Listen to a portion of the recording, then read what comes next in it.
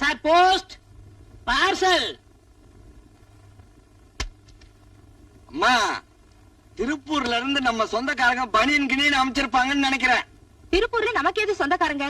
இது எங்கேயோ போக வேண்டியது. தப்பான அட்ரஸ் வந்துருச்சா என்னமோ? கரெக்டான அட்ரஸ் தான் வந்திருக்கு. இது திருப்பூர் பணியன் இல்ல, உங்க புருஷன் எழுதின கதைங்க எல்லா பத்திரிகை ஆபீஸ்ல இருந்து திருப்பி அனுப்பிச்சிருக்காங்க. கதை எழுதுற மூஞ்சி முறக்கட்டி. நான் அப்பவே சொன்னேன் இந்த வெட்டி வேலையெல்லாம் வேணான்னு. கதை எழுதுறாராம் கதை. கொஞ்சம் கூட ரசிப்பில்லாதவனுங்க. இந்த கதைய மாணவர்கள் படிச்சிருந்தா எவ்வளவு முன்னேற்றம் கிடைச்சிருக்கும், அரசியல்வாதிகள் படிச்சிருந்தா எவ்வளவு திருப்பம் கிடைச்சிருக்கும்.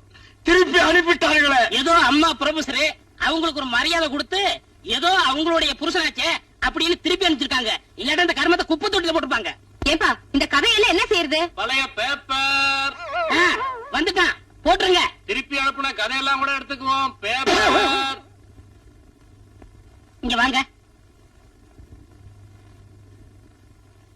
ஆசிரியரே, நீ இப்படி எல்லாம் கதை எழுதுனா திருப்பி தான் வரும். கதையை ரியலா எழுதணும்.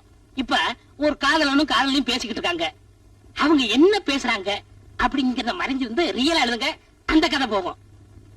ஒரு கள்ள கடத்தல்கார அவன் எப்படி கடத்தல் பண்றான் அப்படிங்கறத அப்படியே மறைஞ்சிருந்து எழுதுங்க, அந்த கதை பேப்பர்ல போடுவாங்க. சபாஷ். ஒரு பிப்பாயிட்டுக்கார அவன் எப்படி பிப்பாயிட்டு அடிக்கான் அப்படிங்கறத பார்த்து எழுதுங்க, அந்த கதை போகும். நீங்க மட்டும் இப்படி எழுதிட்டீங்க, ஒரு வருஷத்துல நீங்க ஓஹோன்னு ஆயிரலாம். அருமையான யோசனை. பிச்சு புடுற பிச்சு. அப்ப நான் வரட்டுங்களா? வர்றேன்.